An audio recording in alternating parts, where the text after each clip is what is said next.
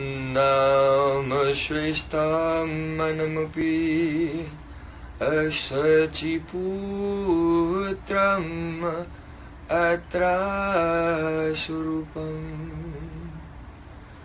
Rupam Tasyagrajamuri Purim Maturim Goshtvatim Radha Kundam Girivaram Ahorarikam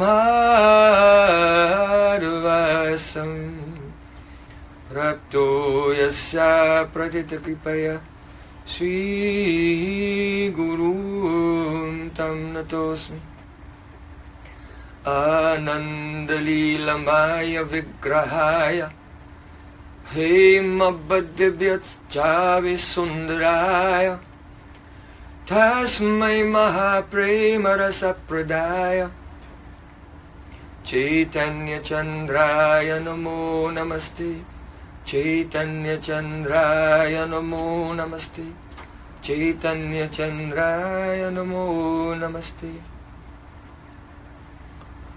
Sham Sundar Shikanda Shekhar Smarhasa Murali Manohara Radhika Rasika Mama Kripanidhe Sopriyachana Kinkarim Kuru Tavaivasmi Tavaivasmi Na Jivami Tayabana Tivikyaya Devitam Nayamaham Charanantikam.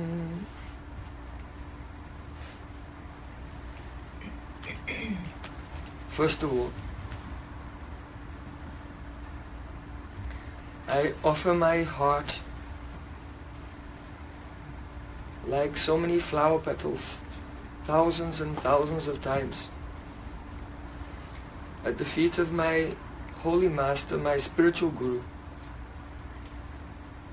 Asmade Paramarada Tama Guru Pada Padma Nitilila Pravishta Om Vishnupad Ashtotara Satasishimad Rupanugacharya Varya Srila Bhaktivedanta Narayan Goswami Maharaj.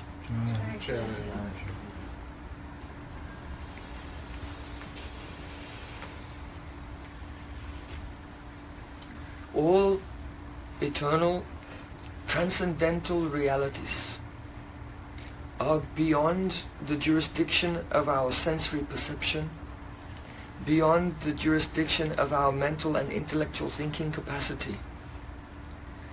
And therefore we cannot approach them by our own strength, but rather that divine realm is revealed to us by grace when we make ourselves open to receive that grace, and when we attune our desire with the desire of the Supreme Lord.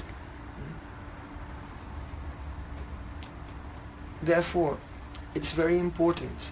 In fact, the most potent ingredient that facilitates our evolution, our growth, and the gradual unfolding of spiritual realization, the main ingredient is the respect, the honor that we offer from the core of our heart to those saints who have already entered into mysteries which have yet to be opened up to us.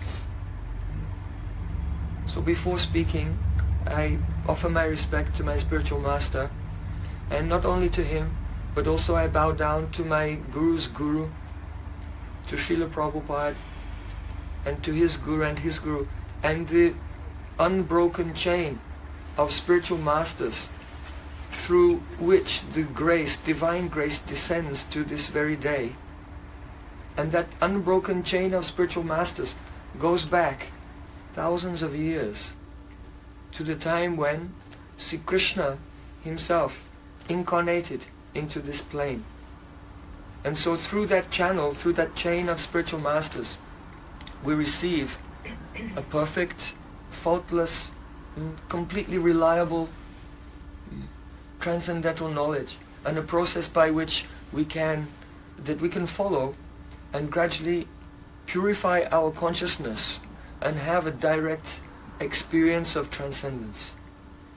So secondly, I'm bowing down to all the great saints in our ancient tradition. And finally, I give my pranam to all of you, my very dear brothers and sisters. You're very kind to me, that you give me this chance to serve you this evening and glorify the process of bhakti yoga, pure devotion.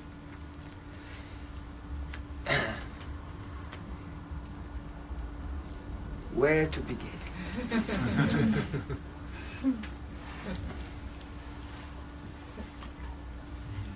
You know, everywhere we go, all of us, we meet so many different people. And wherever you go, people have different ideas and different opinions. You know, opinions are like noses. Everyone. So sometimes it's like a jungle out there, right? When it comes to different ideas, different philosophies, and I don't know if anyone had a time in their life when they tried to study all the different philosophies of the world and so on, and it's just vast and confusing, and it's hard to decide what to pick, what to follow, and so on, like that. So that is the endless realm of the possibilities of philosophical investigation. And many people, they follow that path of philosophical investigation here and there for years and years. And in the end, they don't really find a destination.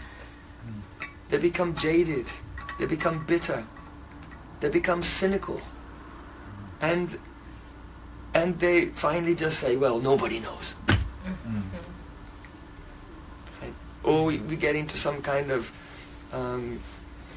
self-referential, cultural, moral relativity. That there's my truth and your truth, and there's no such thing as an absolute truth. When people say that to me, I say, are you absolutely sure about that?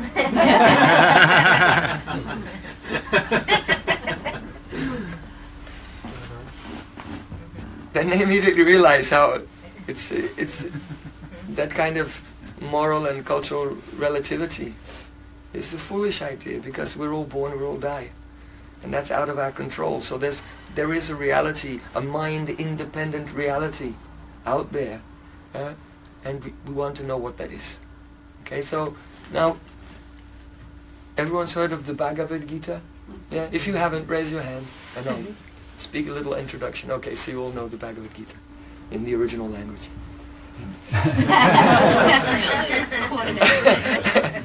So, the Bhagavad Gita means the song of God, Krishna. Oh, that was an absolutist statement there.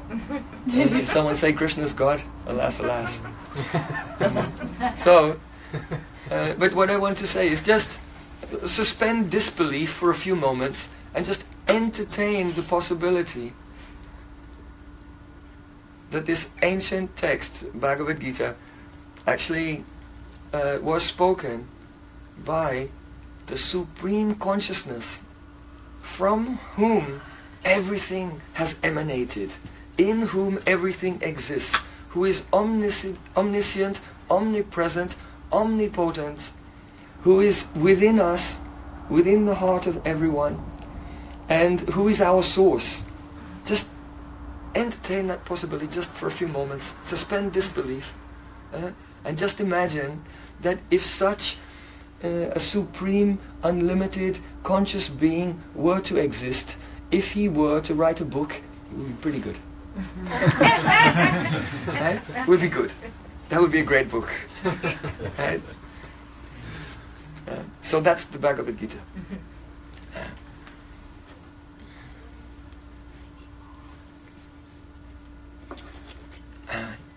So what you find in Bhagavad Gita is a presentation of philosophy, which is I don't want to say head and shoulders above every other philosophy that you've ever heard or could imagine in your wildest dreams, because that's not enough. It's really something astonishing. If we'll try to study it by ourselves, we won't catch it. But if we can learn about Bhagavad Gita from a qualified teacher, then so many doors will open. So many doubts, so many philosophical problems, so many questions, they'll all be answered. And the door will be open to a realm of experience beyond this physical body, beyond our mind. Something superior even in nature, in quality, in atmosphere, to our own soul even. That possibility will come.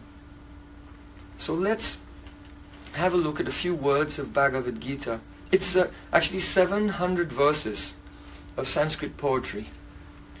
And so it's quite a brief book, 18 chapters. So I want to speak about one verse from the 17th chapter. It's called Shraddha Vibhag Yoga. Actually, each chapter of Bhagavad Gita is named after one type of yoga.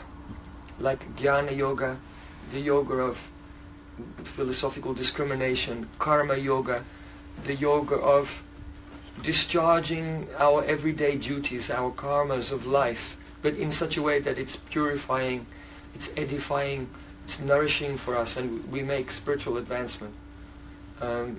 Karma Yoga, Dhyana Yoga, of course, that includes Ashtanga Yoga in chapter 6. So this 17th chapter is called Shraddha Vibhag Yoga. It means the yoga of deliberation upon different kinds of faith. Shraddha. Shraddha means faith. Now, what Krishna is getting at here is he's not addressing different arguments or counter-arguments or debates regarding what you believe. He's going deeper than that. Krishna is going deeper than that. He's not concerned with, oh, you have this idea and these are all the reasons why you believe it. This is your philosophical explanation. Scientific research supports this point and that point. And so he's not looking at that. He's looking at, why is it that you have selected that particular belief system? It's something more fundamental than reason. It's something more primal, more elemental than our intellectual justification of why we believe what we believe. So Krishna is saying, Trividha bhavati sraddha dehinam sa swabhavaja sattviki rajasi chaiva tamasi chaiti tam srinu. Hey Arjun, please hear from me how there are 3 types of faith. And these 3 types of faith come from swabhav, or the deep psychological disposition of each living entity. And there are 3 qualities: the sattvic quality of faith, the rajasic quality of faith, and the tamasic quality of faith. So I know that you're all familiar with the yoga system. Is anyone not familiar with this concept of sattva, tamas and rajas? No? You all know that. You all know about that. They're essentially, just to give a brief overview, in this world we see that all things have a point when they come into existence. And they exist for some time and then they dissolve and disappear. Right? Everything is like that. Whether it's a flower, or a piece of fruit, or your own body, or the Roman Empire, or everything from the smallest thing up to the largest geopolitical trends, whatever we might think of, they're all just coming into existence, staying for some time and then dissolving again, leaving behind not a trace. Right? 5,000 years from now, no one will remember you. Even your own great-great-great-great-great-great-great-great-great-great-great-great-great-great right? They won't know your name. Okay, so we all disappear like bubbles in the ocean. So that's the nature of this plane of material existence, that everything has a creative period, a maintenance period, and a dissolution period. So these three phases are brought about by the elemental forces of nature. Rajas, the mode of passion, brings about creation. Sattva, the energy of stability, and then Tamas, the energy of destruction. So these three forces are always at play in this world, producing all the varieties of everything that we see and experience. So those energies, they're also acting on our mind. On our mind as well. So, according to the cosmology of the Vedas, there are metaphysical categories. And so our physical body is composed of the 5 elements: earth, water, fire, air and space. So we can confirm that our body, the gross element of the body, is made from the vegetables that came from the earth. So our body is a transformation of earth, and there's water in the body. Oh, if anyone needs the bathroom, it's just there. So there's water in the body, and there's air. We can feel our pran moving. And there's space, of course. We occupy a certain area of space. So these are the gross elements. And that's the physical body. And then within the physical body, we have an astral body, a subtle psychological body. And that is composed also of finer elements, of manas, the mind, buddhi, intelligence, discrimination, ahankar, ego, our sense of identity.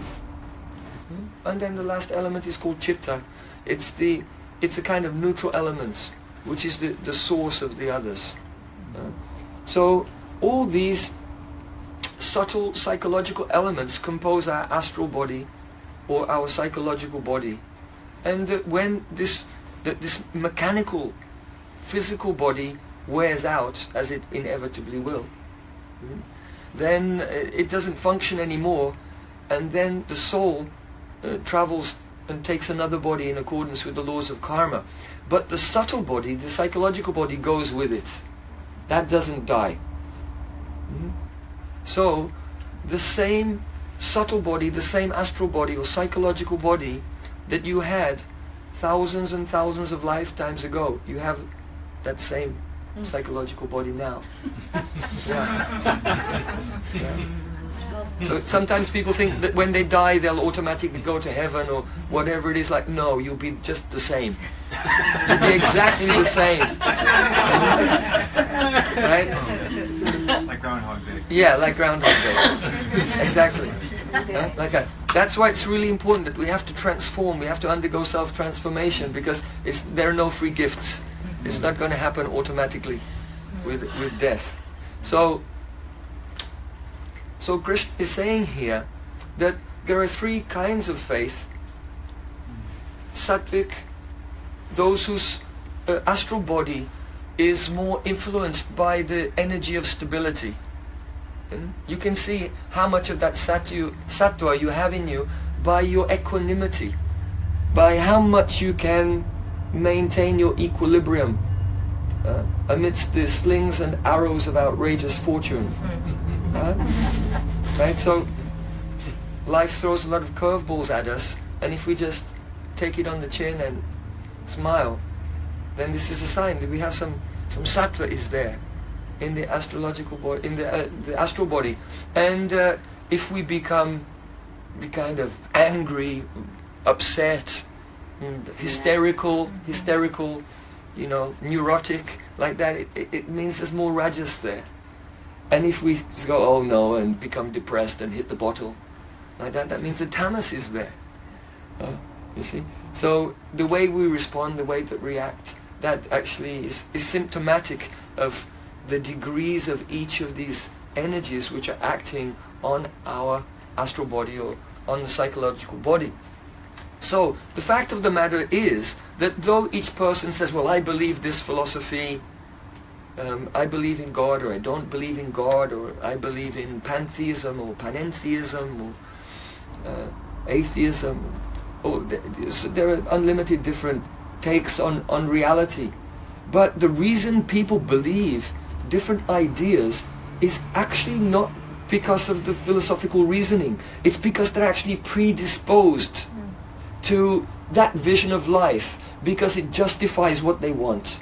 Desire, what we want, is much more fundamental than this intellectual justification. Even the German philosopher Friedrich Nietzsche, he said that philosophy is not a primary occupation, it's secondary.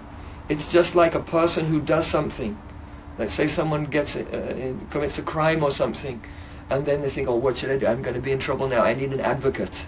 And so they bring an advocate to speak on their behalf. So essentially, what we want is primary. Our desires are driving us. And our intellect is just like an advocate who comes to justify everything and explain it to everyone. So we can get away with all these desires that actually we really shouldn't have. Okay? Like, I don't believe in God. There's no God. Why? Because I don't want anyone watching what I'm doing when no one's watching what I'm doing. It's like, just understand. It's really, that's how it is, actually. So Krishna's not going to waste his time quarreling with everyone over these little details, because it's futile and it's superficial. In Bhagavad Gita, we want to go deep and come to the root of the matter. So Krishna's saying, Trividha bhavati sraddha, 3 types of faith. Dehinam sa swabhavaja. What we believe, it comes from our swabhav. So swabhav is a technical term in Sanskrit, and this is why there's a lot of confusion and a lot of misunderstandings. I can put on a sweater if you're all hot. No. But if you're a bit cold, it kicks on and then it's cold and then it gets to a temperature and then it stops and then it gets hot again and then it kicks on. Yeah, when I was playing the drum I was quite warm, but I'm cooling down. So, I'm not going to say anything while Nimai's not in the room. So he'll be upset. That's sweet. Take your time, Nimai. But not a second longer. Right. But hurry up. He's going to lose his train of thought. He's holding for you. Okay. So, yes. Trividha bhavati sraddha, deinamsa swabhavaja. The type of faith that we have comes from our swabhav. Now, what is swabhav? Oh, we were discussing the difficulties in translating Bhagavad Gita. So one of the difficulties is that each of the words, they have their, you can derive the meaning of the word just from the etymology. That the word is made of syllables and those syllables are connected to verbal roots, and so you can analyze it in that way. So swabhav means, swa means own, and bhav means existence. So when they come together, swabhav, one's own existence, it means nature. So your faith is coming from your nature. But actually, words also have contextual, they have a semantic power which is derived from their context in history. Right? So whatever, a few hundred years ago, to be gay meant that you were happy. Right? So now it's a sexual orientation. So words, depending on their placement in history, have a different semantic resonance. So it's the same with Bhagavad Gita. It was spoken 5,000 years ago. So this word swabhav actually means something. It's a technical term, and what it means is that the predisposition that you have, which is based upon the total aggregate of the collection of all your samskars. The word samskars in Sanskrit, it's quite interesting. It means impression. Just like, if the tide goes out and you walk on the beach, you'll leave some footprints there, because it's soft. So similarly, your astral body, your subtle body, the deepest level is called chitta. And so everything that you do, everything that you see, everything that you hear, touch, taste, smell, all the experiences, the emotional experiences, all the relationships you've been through in your life, just as your feet leave footprints in the sand, all these things leave samskars, impressions in the chitta, in the deep part, in your subconscious mind, we might say, to borrow a term from modern psychology. And so, actually, all the experiences you've had, not just in this life, but in all of your previous lives, are all recorded there in your chitta. It's incredible. It's quite incredible. And the general person, they actually can't access that. If you do meditation, and we'll be speaking about this perhaps tomorrow. I think we speak on Patanjali's Yoga Sutras tomorrow, right? Yoga Sutras and how it relates to bhakti. So try to come if you can. That one will be more interesting than this one. It's hard to imagine.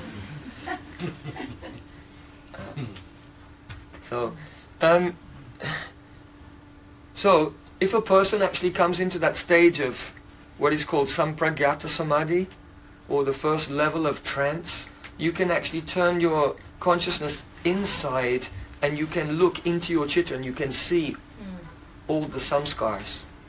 It's like a photo album of many, many lives, and you can look and see. Is that different or similar to what in some circles called the Akashic records? Like you look at life? Yeah, absolutely. In principle, it's the same, but I wouldn't say that if there's a particular tradition that say the Akashic records are this, that it exactly correlates. But in principle, that there is a subtle recording of everything that's happened to you in your chitta, in your subconscious mind, and you can access it. We can access that when we give up our total absorption and infatuation in external things. Then we can turn the direction of our consciousness and see what's recorded there. So the total aggregate of all your past experiences together combines and makes a particular disposition, and that's called your swabhav. And so that swabhav will be predominantly sattvic or rajasic, tamasic, these three energies. Perhaps a person might be, say, 20% sattvic and 30% rajasic and 50% tamasic, or like all of you, you're probably like 99% sattvic and 0.0000001% tamasic. So everyone has some combination, but the three gunas, they don't exist separately. They don't exist separately. All three are always there. It's just a question of the proportions. Yeah. So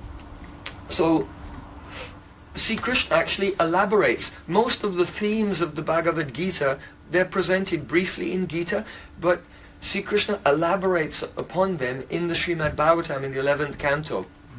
So there he elaborates upon Swabhav and the different kinds of faith that come from that.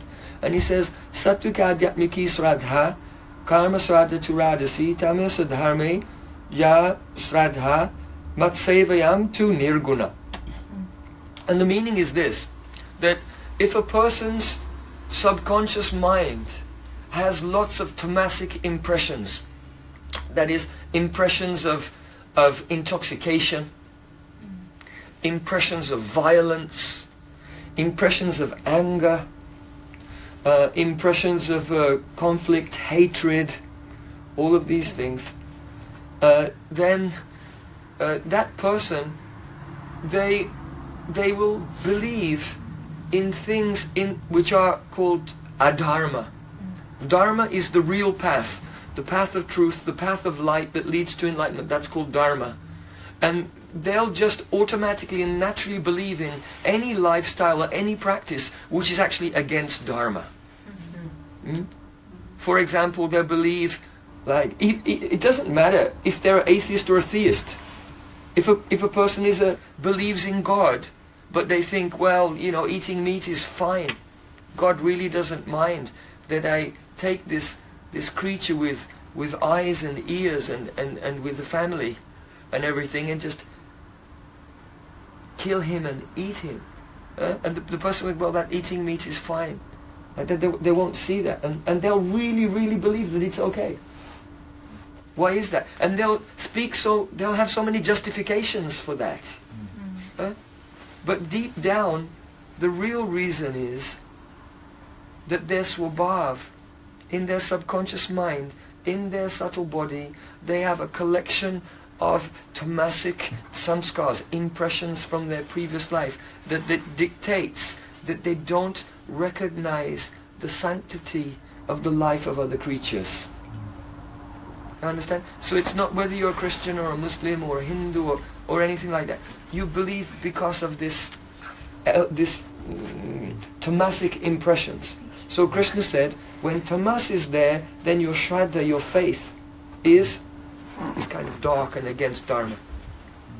So then rajasic. The rajasic faith is in karma. Karma means activity, particularly a reward-seeking activity. So that person who is in a person in tamas completely thinks, I am this body, there's no question of it. A person in rajas has some vague idea that there's something called the soul.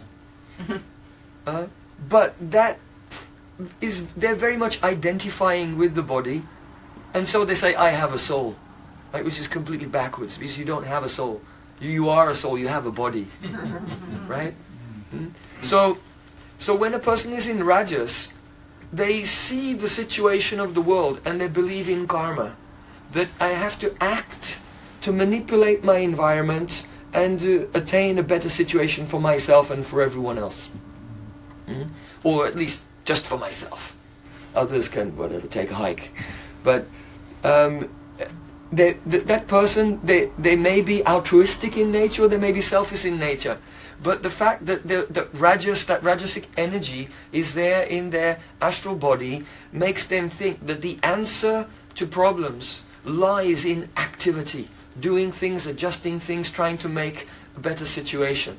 Right? So that's rajas, and that's probably the vast majority of people in the world.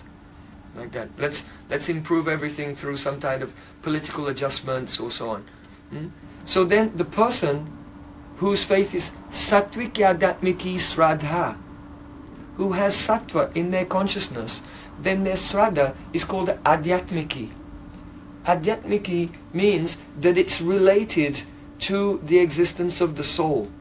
That person has a strong conviction that actually you cannot fix the problems of the world because it's not broken. Wow, that's a completely different view. It's a totally different view of life.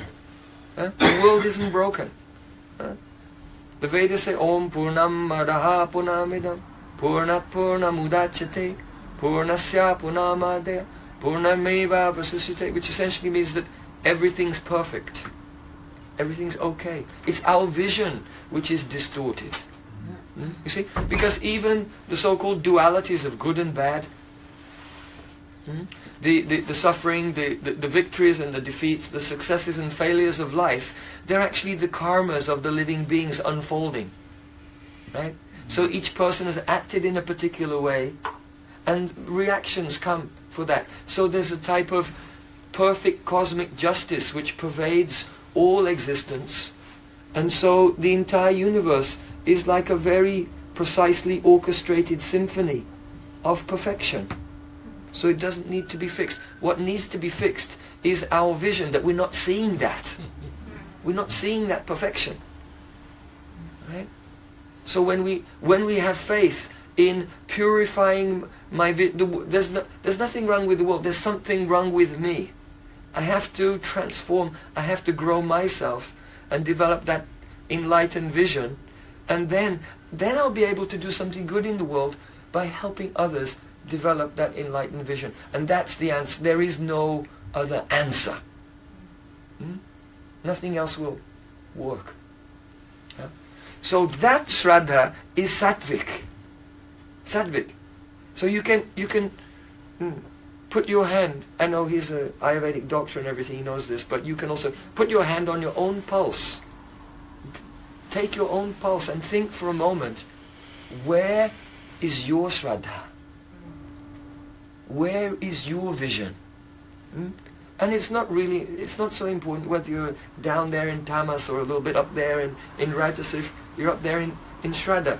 Where you are is not important, but where you're going is important. And if you can get a glimpse of that higher vision and orientate your life in that direction, then you're very successful. You're facing the right way now. It's inevitable that you'll go up and up and up and gradually move towards the enlightenment. So Krishna is discussing not the details of philosophy, which is just an endless debate. It's like a fire that can never be extinguished. But the deep psychological reasons for what we believe and how we have to change our vision, elevate our vision. Now, is that clear for everyone? There's no confusion about that? Okay, we're all on the same page. Okay, now I just want to say that higher vision, that sattvic vision, is also illusion. It's also illusion. Right? It's relatively superior to the lower vision. The lower vision will drive one through life to make decisions that cause you become more and more entangled in karma, and very difficult problems will come. The sattvic vision will bring you into a situation in life where you feel content, you feel peaceful, and you are, relative to the rest of the population, wise. Actually, you can give people advice that they won't make mistakes in their life which will be irreversible and drastic. And people will look up to you and think, he's a wise man or a wise woman, right? If you're situated in Sattva Gun. But in Bhagavad Gita, Sri Krishna said that Sukha Sangena Badnati Jnana Sangena Chanaga. Just as tamas conditions us, just as rajas conditions us, but sattva conditions us to a sense of knowledge, a sense of wisdom, and a sense of contentment, a sense of happiness. But we're still in the material world.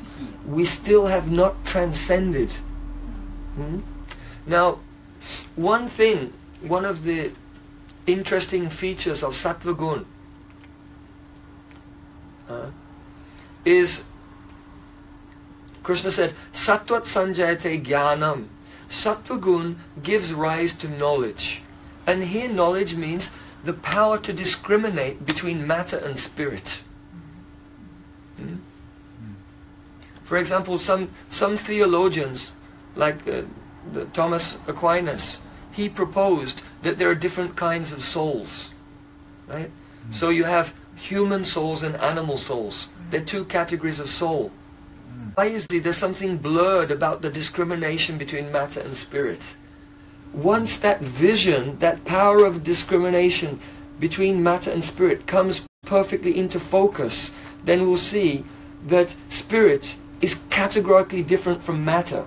So, and spirit by nature is of the same nature. It's transcendental. So whether that spirit is in the body of a human being or an animal, it's the same. It's the same. There's no where there's consciousness, there's a soul, and where there's a soul, my soul, your soul, the animals, even the trees and the plants, wherever there's life, though the consciousness may be covered by varying degrees of circumstantial material situations, the soul behind that is just like me. So in Gita, Krishna said, Atmopanyena samyena savatra pasati sorjuna sukam vayadida vadukam sayogi paramam mata. That yogi, who's the yogi? Krishna said, that yogi, that who's the best of all yogis, is that person who, by comparison with himself, sees everyone else to be just like me. And he shares in the happiness and distress of others. In other words, when he sees another person in pain, in distress, in trauma, he feels that it's painful for him too. And when he sees someone progressing in spiritual life, he feels that joy too. that person is really a yogi. So, when Sattva Gun comes, that discrimination, that power of discrimination, that matter is one thing and spirit is another, that develops. And spirit by nature is the same, it's uniform. But what happens is, when that gyan, that knowledge, that wisdom, that discrimination arises with Sattva Gun, though we can discriminate between matter and spirit, there's no experience of spiritual variety. There's no experience of spiritual variety. Just like, let's say you're in the darkness of a cave, and you've been in this dark cave, like Plato's cave, you know. You've been there for years and years and years, and you've never been outside. You only know the darkness. This little tiny light comes in. You've seen a few shadows, and you think that that's life. But then someone comes in that cave and said, no, that's not life. I'll show you life. Come with me. He takes your hand. That's actually Guru. Guru is someone from beyond this world who comes and, no, that's not life. I'll show you life. And Guru takes our hand and he guides us and brings us out. But when you come out of the darkness of that cave, then you're completely blind. Your eyes have not adjusted. You're completely blinded. It's just like, just light. But slowly, when your eyes adjust, you begin to make out shapes. And you'll see color, individuality, personality. Movement, dance, art, poetry, music, so actually the spiritual world is like that. The spiritual world is filled with variety. There's more variety there than here.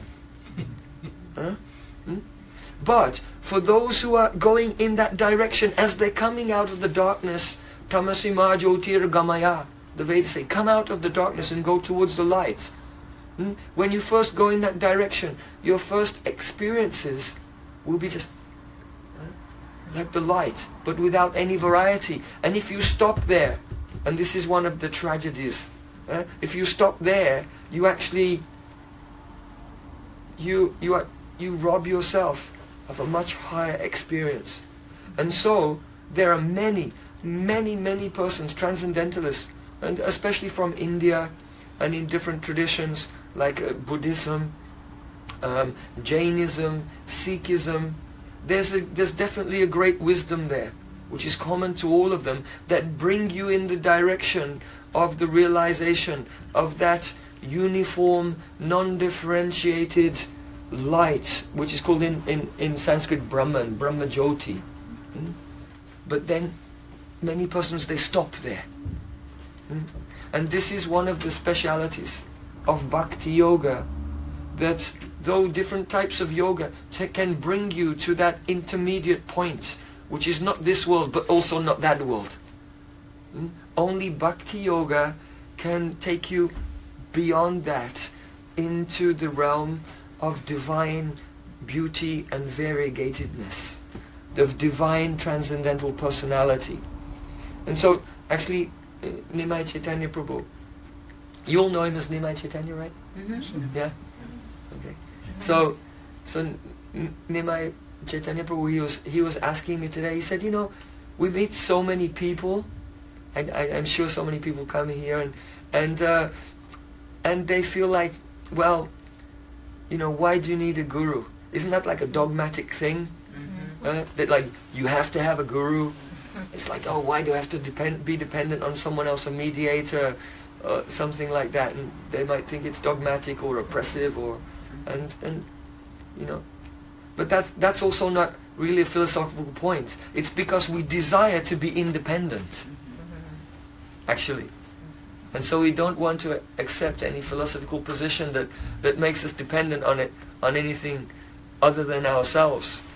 Of course, until we're in an accident, and then we call an ambulance, right? And then we realize, even materially, we're totally dependent on the doctor and the emergency services to get us out of this situation, right? So now our soul is just completely in in a big disaster in this world. We're completely lost in this world, and we're thinking, no, I don't need the emergency services. But no, we do. It's helpful. But I want to say, let me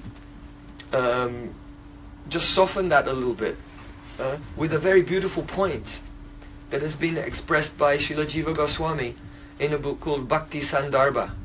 And there he says that actually you don't need a guru. If you want to be liberated, and if you want to find God, he said, you don't need a guru. I see. All you have to do is what is called samapati, sharnapati or sharnagati, surrender.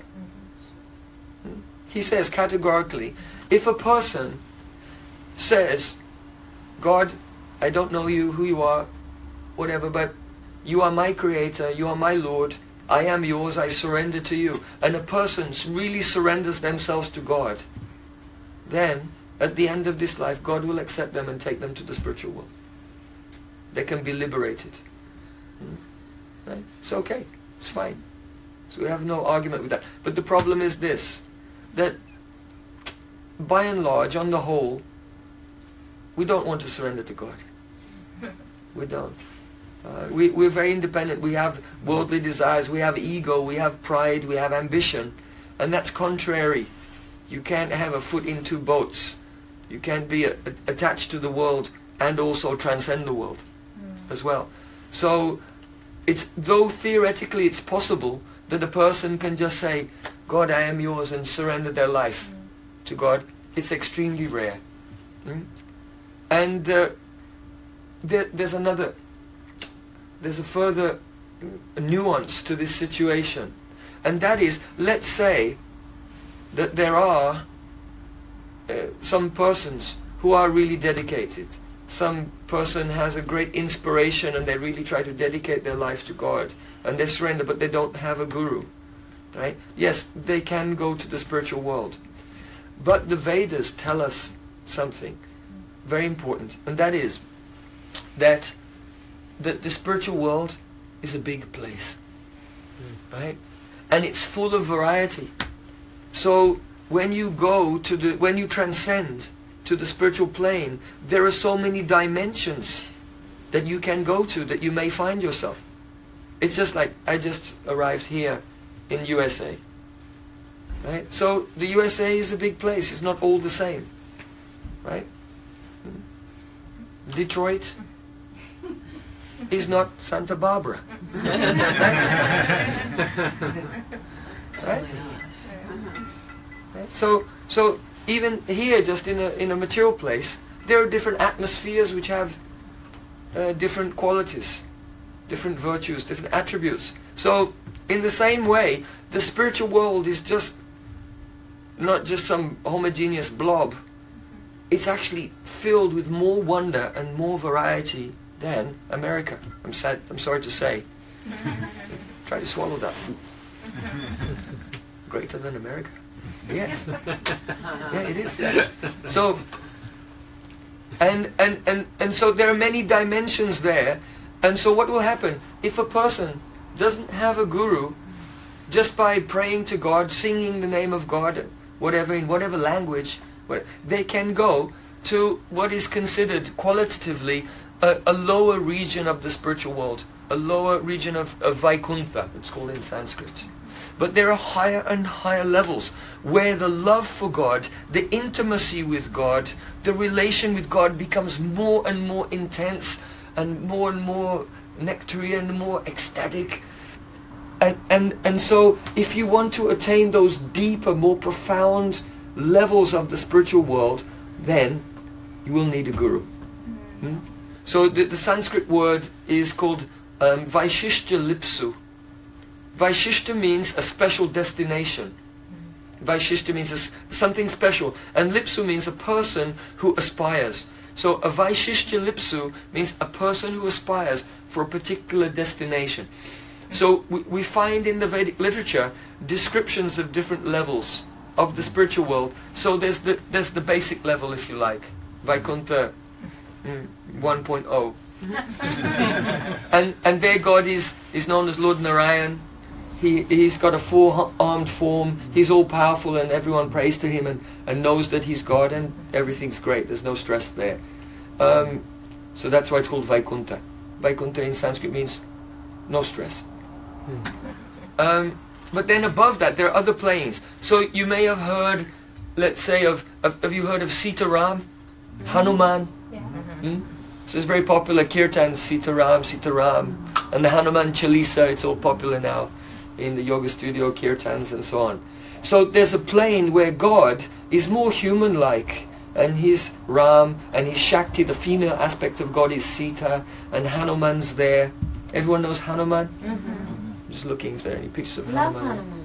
Yeah, you probably got Hanuman around somewhere. So Hanuman, you know, they call the monkey god, but he's a saint actually, and he has a form like a monkey. And so there are different levels of the spiritual world. So the highest level of the spiritual world is called Goloka Vrindavan, where God is he's so human-like, he even forgot that he's God himself. So he can relate to us in a very personal and intimate way. So if a person hears from the Vedas about these different levels, and they become Vaishishta Lipsu, desiring to attain a particular level, then that person needs a guru. They require a guru, because there are particular qualifications which are above and beyond this basic just surrender. So that's called bhav. That means a particular emotional sentiment, a particular type of ecstatic love is necessary to qualify oneself to become eligible to enter into those more exclusive divine realms. So do you need a guru? No, you don't. If you want to enter into something really more fantastic than Vaikuntha or even Ayodhya or the different levels, to the highest level, then yes, a specialist, a person who knows that plane, who knows what it takes to enter into that realization, then you need a guru. And such a guru can train us to develop the ecstatic love, the sentiments which correspond to that plane of Goloka Vrindavan. So, yes. So what would motivate a soul, like say you're in Gandharva and you're happy to be singing and dancing in the joyful, blissy music. Stay indefinitely? Do you get bored and have to flop back to earth in order to relearn how to go higher? What would motivate someone on that plane of consciousness to go anywhere? And would they stay, or would they run out of good juju and have to leave? Right, yeah, well, okay, here's the good news. here's the good news, people. That this earth, look into space, you see millions of planets, right? But I have to tell you that this earth is just the best planet. Not because it's more comfortable or there's more enjoyment here or anything. There's a mixture here of good and bad, right? So, but this earth plane is called Karma Bhumi, and that means that when you do action here, if you do pious activities, or those activities which are in tune with nature, which contribute to the overall harmony of the universe, then you make a sukriti or a good karma, and then you'll take birth in the next life on a higher planet, like a devata. But can you get stuck on a higher planet? Like a Gandhar? No, you absolutely won't get stuck there. You will, and when you get up there, you don't make karma anymore. You just burn off the good karma that you've made, and then you come back to earth. And if you do bad karma, you go down, and you don't make any more bad karma, you just burn it off and come back up again. So we basically, this is like the junction, like the station, and people are kind of like bobbing up and down and coming back again on the basis of their good or bad karma. You know, and so what happens is, generally when they go up and become Gandharvas in those higher realms, they enjoy so much, it's so distracting that they just can't concentrate.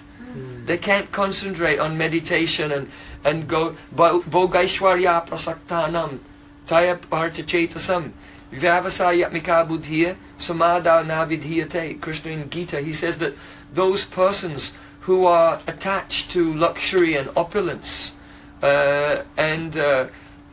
they're distracted by that. They never develop the determination to actually enter samadhi, to go into trance.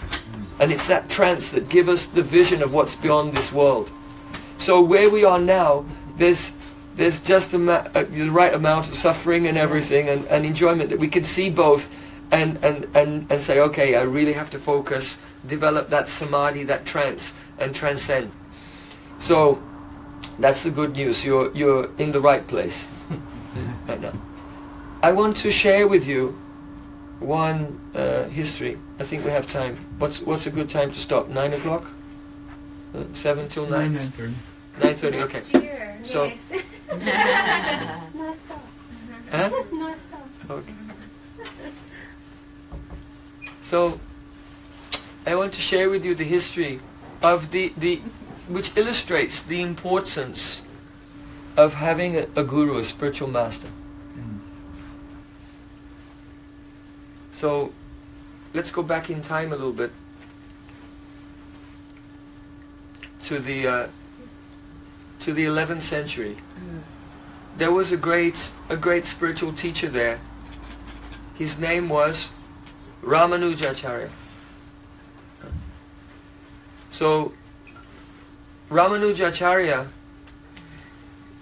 he was a devotee of God in the form of Lakshmi Narayan. And he was a fully enlightened, liberated being.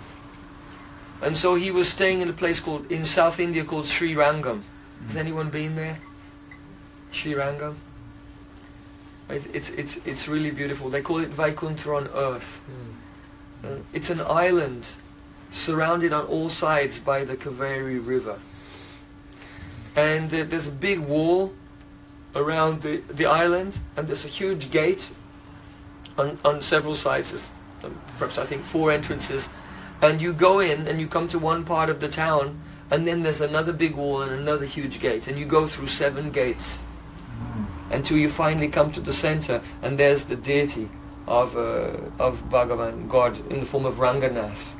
And so it's called Vaikuntha on earth, because in the spiritual world there are also 7 gates that you go through before you meet Lord Narayan there. So it's a beautiful place. I took a group of pilgrims there not last year, the year before. So Sri Rangam, Ramanujacharya is there. It's like Vaikuntha on earth, a beautiful temple. And his students are coming to him. And so he had one student, one of his first students. His name was Kuresh. So one day, Kuresh, he approached his spiritual master and he said, "Oh Gurudev, at the end of Bhagavad Gita, there's a most essential instruction of Krishna. And actually this verse is one of the verses that the gurus in that tradition, they give, it's part of their initiation. And that verse is Sarva Dharman Parityajya Mamekam Sharnam Braja Aham Tam Sarva Papebhyo Moksheshami Ma Suchaha." There in Gita, Krishna is saying, abandon all dharma, all religions which are related to the body and the mind, and just surrender to me. Don't worry about any karmic reactions. I'll free you from all karma. Do not be afraid. So this is the general shape of the verse. But it's a very mysterious verse. So Kuresh approached his spiritual master and said, "Gurudev, can you explain to me what is the secret, the mystery of this verse of Bhagavad Gita?" So Ramanujacharya, he said, only a person who completely surrenders to the spiritual master and serves him in a most humble mood like a menial servant for a whole year, leaving every other activity, only such a person is qualified to understand the answer to that question. Why? Because what happens when we listen to anything, the sound of the instructions of the Guru, it goes into the ear, but before it reaches the soul, it gets intercepted by all of our samskars, our swabhav, the nature that we've acquired in so many births. And that interference corrupts the message, and it doesn't arrive in the soul in its true form. You see? And so we'll have to, essentially our swabhav is taking us through karma, through a karmic destiny. So when we surrender to a guru, a spiritual master, and serve him, we're actually becoming disengaged from our karmic destiny. We're becoming freed from the control of those conditioned impulses that are making us act in a very mechanical way. So he said, surrender completely, leave everything else, and just serve me in a humble mood for 1 year. After that, then this mystery, you'll be able to take it into your heart and assimilate it. So then Qureshi said, Gurudev, life is so uncertain. I might die at any moment. Who knows if I'll be alive even in 1 year from now? So can you tell me just a way in which I might understand this verse that will be shorter? Are there any shortcuts, Gurudev? Huh? So then Ramanujacharya, he thought for a moment. He said, all right, if you leave everything and stay with me for 1 month, but you'll subsist by begging, that you will have no money and you'll keep no food for the next day. You'll have no idea how you'll survive or live even for the next day. And each day go out and knock on the door as a beggar and say, Bhiksham Day, may you offer me some food. So if you live like that, in a state of utter dependence on the grace of God, not on the power, your own strength, your own power, your own plans, that you'll be just here and now and depend on God's grace at every moment for 1 month. If you can live like that for 1 month, then I'll explain this verse and you'll understand. So Qureshi, he did that, and after 1 month he approached to his guru, and his spiritual master described it, and he realized the meaning of this verse, and he was so blissful. So then he had a god brother. His god brother's name was Dasarati. So Dasarati, he saw how his brother, his spiritual brother, was in bliss, and he thought, I want some of that. So he went to his guru also, same guru, their god brothers, and he said, Gurudev, can you explain to me the meaning of this verse of Gita, Sarva Dharman Parityajya? So then Ramanujacharya, he said, they were actually related. He said, look, I'm related to you. So because of this, I have a tendency to overlook your faults. You know, we make concessions for our family members, right? You just meet someone, a regular person, and they do something that you know disturbs you a little bit, and you're like, oh, I don't like this person. But your family, they can just do so many things to you that you wouldn't tolerate from others, and in the end you just say, oh, okay. We're very forgiving and overlooking of the faults of our family. Why is that? Just bodily identification. Just bodily identification. So, of course, Ramanujacharya, he has no bodily identification. But he said to him, he said, you know, we're related, so I tend to overlook your faults. But it's the duty to remove every last trace of contamination from the heart of the disciple. So I'm suggesting that you go to another saint. His name Gostipurna. Go to Gostipurna. He lives in a village not too far away. If you go there and serve him for 6 months, he'll explain to you, and then you'll understand. So then, that disciple Dasarati, he left Srirangam and he went to another village to study under Gostipurna. Now what's going on here? What's going on here? Actually, Dasarati was a famous scholar. He was a famous scholar. He was learned in Sanskrit and in the various disciplines, academic disciplines of Vedic culture, astrology, grammar, etymology, and he was highly respected in society, and because of that he was proud. He was proud. So actually Ramanujacharya, he had no, it's not that he had concessions or this or that, it's just that he could see that his disciple was proud. And he wanted to, he needed, you know, if we're proud, we'll have to go through some experiences in life to remove that pride. If we don't do it voluntarily, then we'll have to learn in the school of hard knocks.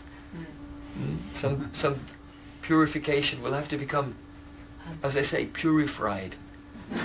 Purified. So, purified. But Ramanujacharya didn't say that. Didn't say that. You know, Guru doesn't give disclosure on everything, because the spiritual master knows how to do heart operation. So he told him, look, you know, there are some things, because we're related. You go to Gosti Purna, serve him for 6 months, and then ask him, he will teach you. So then, Dasarati, he left, he went to that village and he approached Gosti Purna. And he bowed down to him, he said, oh, my Gurudev sent me to you. And he said that you would teach me the meaning of this verse of Bhagavad Gita. So Gosti Purna said, yes, of course, you stay in my ashram, and he gave him some service to do. And time was going by, 6 months passed, and still after 6 months, Gosti Purna had not explained the meaning of Sarva Dharman. He reminded him. He said, can you explain to me that verse of Bhagavad Gita? Gosti Purna just shook his head. He said, Janmaisya sutasri bi edamana madapunam naivahatta vidatam vaitam akinchana gochara. That being beautiful, having a healthy, handsome body, being wealthy, being very highly educated, or being born in an aristocratic family, like a royal family or famous family. These 4 things are very intoxicating for the soul. They inflate the ego in such a way that it eclipses the nature of the soul. And such persons who are intoxicated by these things, they cannot sincerely call out to God. They cannot chant the names. They cannot sing kirtan really from the heart. So he said that if a person is narrow-minded, when they have these qualities, it actually drags them down. But if a person is truly virtuous, then the qualities such as education, actually it doesn't bring them down, but it equips them with discrimination and helps them become detached from the world. So it's not that these qualities are bad, it's down to us. If we're narrow-minded, they destroy us. And if we're virtuous and open-hearted, then they're fine. They can be used in God's service. So he said, I'm not going to teach you this verse. You have to just return to your Guru. So then he was broken-hearted. He was devastated. And with his head bowed down, he left the village, a failure, and he came back to Srirangam. So when he got to Srirangam, Ramanujacharya was seated as he would sit on his asana, and disciples were coming to him to receive lessons. And as Dasarati, broken-hearted, all forlorn, with his head bowed down, arrived there, at the same time, one young woman arrived. They both arrived at the same time, and they bowed down to Ramanujacharya. So Ramanujacharya ignored him, and he was speaking with that young woman. And she was quite distraught. She said, oh, my father sent me. His father's name was Mahapurna. She said, my father sent me because I have a big problem in my life. I got married and I left my father's house and went to live with my in-laws. And when I arrived there, my mother-in-law said, oh, okay, now you have to do all the cooking. So that's okay. She's old and the young the young bride should come and she can take over the cooking. But the problem is this, that the nearest water source was a river, and it was 2 miles away. And it was over a very crooked, jagged road, over rocks and hills. And she said, every morning, early in the morning, I have to carry a big clay pot over the hills and the mountains, fill it up with water, and then carry it back, and then I have to do all the cooking, and I have to go again 2 miles there and 2 miles back in the evening, and basically I'm having a nervous breakdown. I'm completely exhausted. And I told my mother-in-law, it's just, I can't do all this by myself. And my mother-in-law felt no sympathy at all. She became furious. And she said, look, I can't afford to pay servants while you sit at home idly. You know, why didn't you bring some servants from your father's house? So I just couldn't take it anymore. So I went back to my father's house, and my father said, you go and talk to Ramanujacharya, he can help you. And so she just arrived, and Dasarati just arrived from his failure in another ashram at the same time. And Ramanujacharya was listening to her. And he said, don't worry, I've got just the right answer to this problem. I'll send someone to help you, to bring the water and do the cooking and everything. I've got just the right person. And then he'd been ignoring Dasarati. He turned to him, he said, I've got just the right person.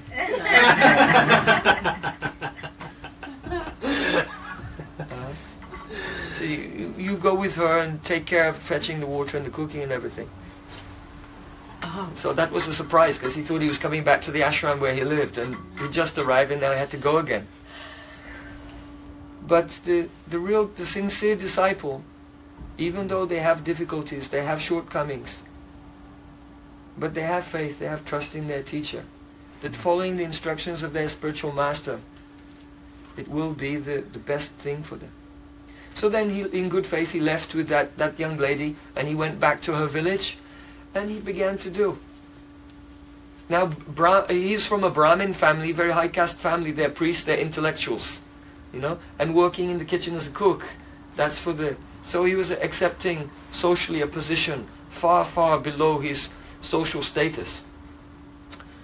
So he was there, and every day he took the pot and he carried it over the mountains, and he filled it with water, and he was sweating and carrying it back, and collecting the wood, chopping the wood and cooking, and he was doing this every day the best he could. And time was going on. He was there for 1 year. For 1 year. Then one day, one speaker, in India it's very popular that speakers of the Bhagavad Gita and the Puranas, they travel around, and then hundreds of people come, and it's a big festival, and they sing music, and they hear the Vedas, the Puranas, different scriptures. It's very popular. So one speaker came to their village, and they arranged a big tent, and all the villagers came, and there was a festival, and he was speaking on the Bhagavad Gita. But actually this speaker, though he was very educated, but he didn't really get it. He didn't really understand the Gita. He had an idea of Krishna and God and the soul and this and that, but he didn't really understand bhakti. His conception was mixed with impersonalism, with the idea that, yeah, Krishna's God and everything, but he thought that in the ultimate issue, we're all God. I'm God, you are God. I am, you are, and I am the walrus. You know? I am you, and you are me, and we're all together. So this, very often persons, it looks like they're doing kirtan and they're doing bhakti, but in the ultimate issue, they're confused. They haven't transcended. They haven't entered into the realm of divine variegatedness yet. Everyone's a work in progress. You know, so everyone's on the path somehow or other. So he was in that stage where he had some misconceptions. So for someone who's actually really devoted to God, it's a little painful to hear that how can it be possible that an ignorant person who's in this world, you know, who has to pay tax to the IRS is actually God. God doesn't pay tax. Right? He's not controlled by anyone. He's not suffering. He has no ignorance. Never. The soul is not God. The soul, by constitution, is a small particle of God's energy, and can be related to God in a loving relation, eternal loving relationship. So Dasarati, he came out of the kitchen. He was still there in his apron, and he sat down in the crowd and he was listening, and he just couldn't check himself. So he said, "Excuse me, can I say something?" So that spiritualist who was speaking said, yes, please, make your contribution. And then he corrected what that scholar was saying. And then that scholar became furious. Because he'd been humiliated in front of everyone by someone in an apron. Just he thought a low caste person just came from the kitchen. He said, "You fool! Where is a jackal and where is heaven?" A jackal, that's a low birth. They're eating carcasses, chewing on the dead flesh of dead bodies. And a jackal can never go to the level of the Gandharvas, the heavenly planets. So he said, "Where is a jackal and where is heaven?" He said, "Whoever heard of the scriptures from the mouth of a cook? If you want to display your talents, kindly return to the kitchen." And he heavily rebuked him in front of everyone. But Dasarati, he wasn't provoked, he wasn't triggered by anything. Why? Because so much reading didn't do anything, but following the order of his guru had reduced his ego, that it could not be provoked. And with a smiling face, looking towards that person like a friend, with love, like a family member, he said, according to the evidence of Bhagavad Gita, and he began to explain again very patiently, and he cleared the points that everyone could understand, and even that scholar who rebuked him also understood. "You're right." And he got up from his high seat that he was sitting on, and he walked through the crowd, and he bowed down at the feet of Dasarati, and he took dust. It's a sign of respect in India to touch someone's feet and put the dust on your head. He took the dust and he stood with folded hands, and he said, "You're a cook. How do you understand these profound things?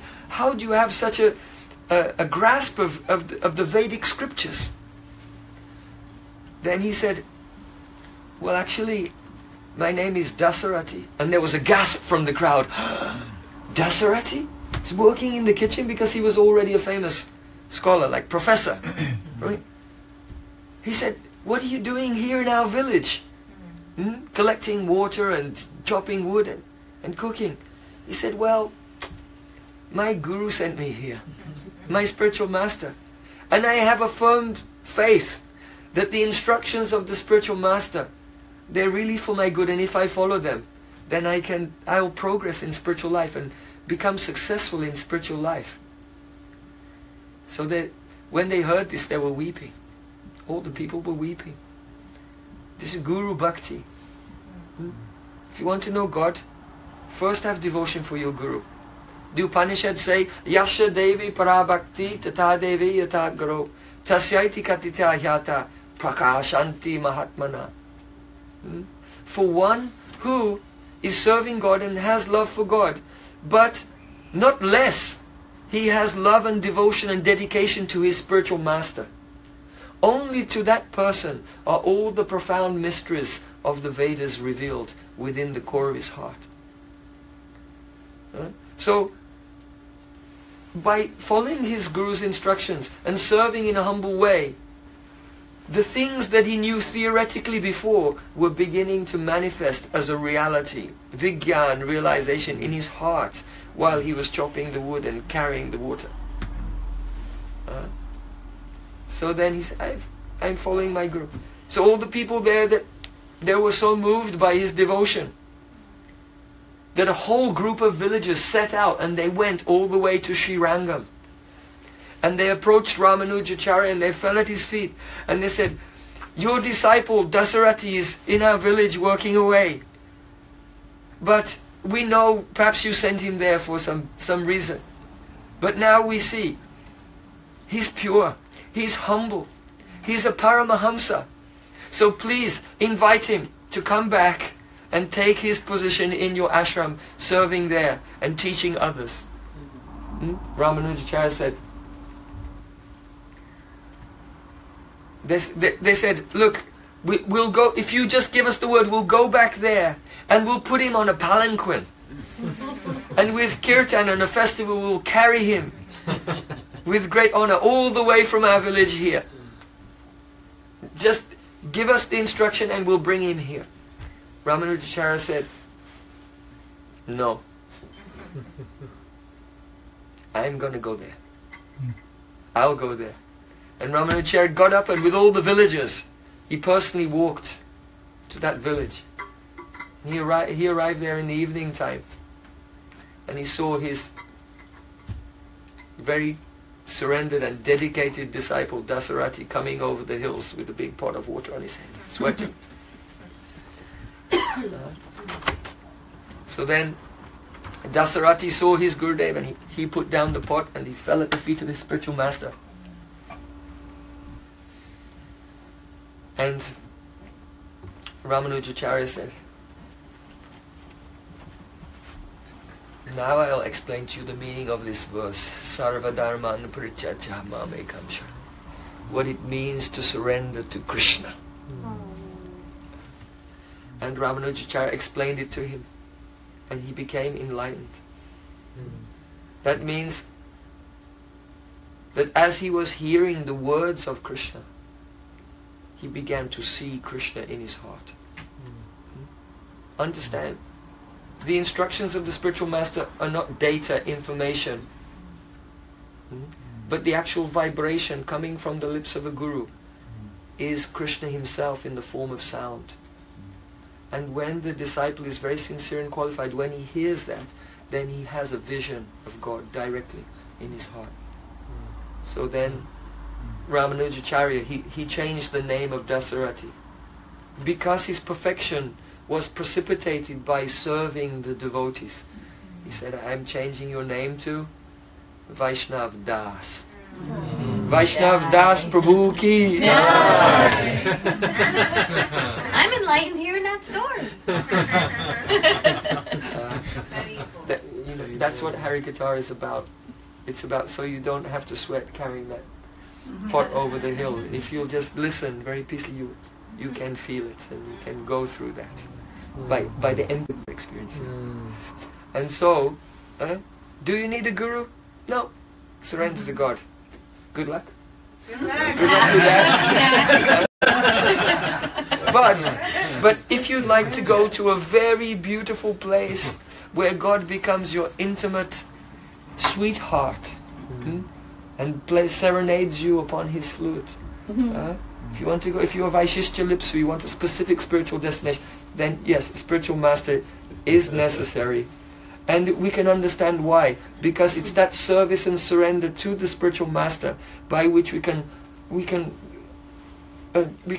get rid of all that baggage we've been carrying of samskars, the impressions which are making us accept rajasic, tamasic, or even sattvic visions of the world. We can become free from that conditioning by the grace of the spiritual master and go beyond the three gunas to the divine experience of the transcendental variegatedness of Krishna and his pastimes.